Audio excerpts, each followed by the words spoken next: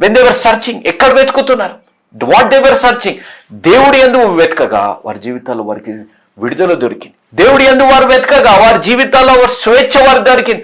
దేవుడి యందు వెతకగా వారి జీవితాల్లో ఉన్న పేదరికం వారికి తొలగిపోయే పరిస్థితి వచ్చింది.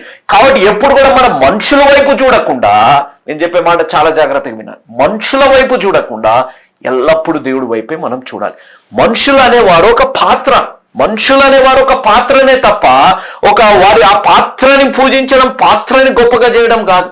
మళ్ళీ పాటలకి ఏదో యేసయ్య ఇది అంటున్నారు, లేకపోతే ఘనత మహిమ ప్రభావాలు దేవుడికి అనే విధంగా మాట్లాడడము కాదు, కానీ మనిషి కనుమరుగు అవ్వాలి, దేవుడే కనపడాలి అనేది మనం గ్రహించాలి. దీనికి ఒక ఉదాహరణ నేను చెప్పాలి అని అంటే, మనకు ఒక ఫోన్ ఉంటుంది. ఆ ఫోన్ ద్వారా ఒక శుభవార్త వచ్చింది అనుకోండి, లేకపోతే ఆ ఫోన్ వాడడం ద్వారా మనకి ఏదైనా శుభవార్త వచ్చింది, లేకపోతే ఆ ఫోన్ లో మనకు ఒక లాటరీ తగిలింది, ఆ ఫోన్ లో ఒక మంచి కార్యం జరిగింది, విన్నాము మనం అన్నా అనుకోండి, చెప్పిన వ్యక్తిని